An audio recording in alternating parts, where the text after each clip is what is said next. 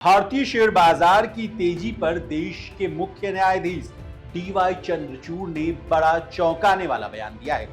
उन्होंने सभी को सतर्क रहने की सलाह दी। अब आप कहेंगे कि देश और दुनिया के मार्केट एक्सपर्ट, एनालिस्ट और इन्वेस्टर्स ये काम करते हैं। वे समय समय पर लोगों को आगाह करने का काम करते हैं कि बाजार अभी महंगा है या हल्का है या सस्ता है।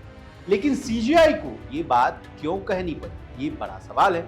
अगर आप पिछले 10 सालों के रिकॉर्ड को देखेंगे तो पाएंगे कि भारतीय शेयर बाजार ने गजब की तेजी दिखाई है।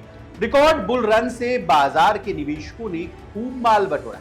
कई लोग इस तेजी से खुश हैं तो कईयों को डर भी लग रहा है। डर लगने वाले लोगों का कहना है कि ये तेजी कहीं बबल यानी पानी के बुलबुले जैसा तो नहीं है।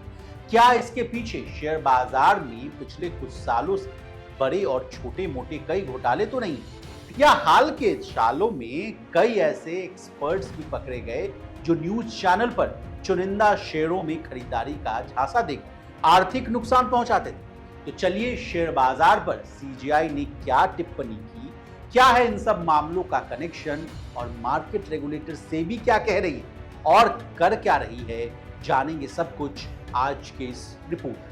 नमस्कार, आप देख रहे हैं लोकमत हिंदी और मैं हूं आपके साथ कुशाल शर्मा। सबसे पहले सीजीआई की शेयर मार्केट पर कमेंट से कहानी की शुरुआत करते हैं। सीजीआई असल में नए सैट यानी सिक्योरिटीज अपीलेट ट्रिब्यूनल परिसर का उद्घाटन करने गए थे। सैट एक वैधानिक निकाय यानी आसान भाषा में कहें तो ये एक लीगल एंटिटी है जिसको सेबी ने बनाया।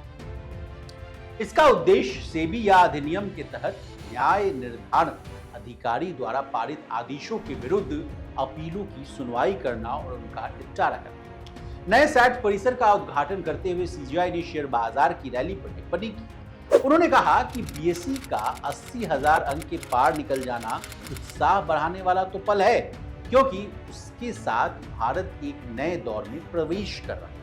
हालांकि उसके साथ साथ नियामकों के लिए यह सुनिश्चित करना जरूरी हो जाता है कि कोई गड़बड़ी ना हो जाए।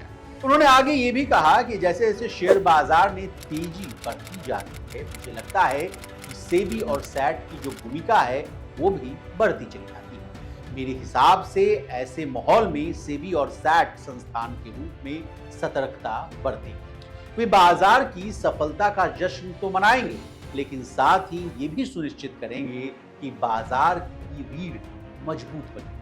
उन्होंने कहा कि देश में स्थिर व अनुमान लगाने योग्य निवेश का माहौल तैयार करने में सेबी और अपीलिएट फोरम सैट की भूमिका बड़े राष्ट्रीय महत्व वाली हो जाती है। बता दें, मुख्य न्यायाधीश की ये टिप्पणी ऐसे समय आई है जब बीएसई सेंसेक्स ने इतिहास में पहली बार 80,000 अंक के स्तर को इसी सप्ताह पार किया। दरअसल शेयर बाजार की रैली पर यह कोई पहली बार चिंता नहीं जाहिर की गई।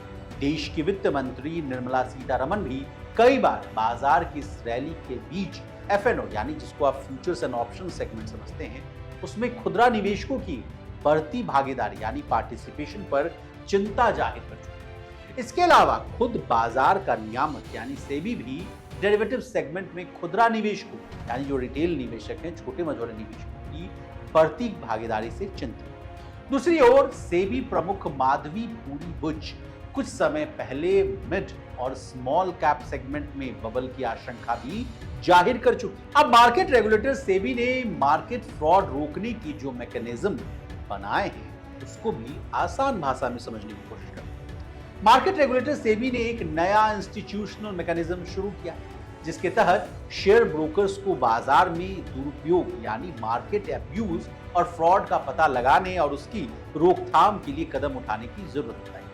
अब किस किस तरह के मामले की निगरानी की जाएगी ये भी जान लेते। सेबी ने धोखाधड़ी या बाजार दुरुपयोग के संभावित उदाहरण जैसे कि ट्रेडिंग की भ्रामक छवि बनाना, भाव में हेराफेरी करना, फ्रंट रनिंग यानी संवेदनशील जानकारी के आधार पर प्रॉफिट कमा लेना, इनसाइडर ट्रेडिंग कर लेना, मिस सेलिंग करना और गलत बिक्री और म्यूल अकाउंट के जरिए अनाधिकृत ट्रेडिंग करना शामिल।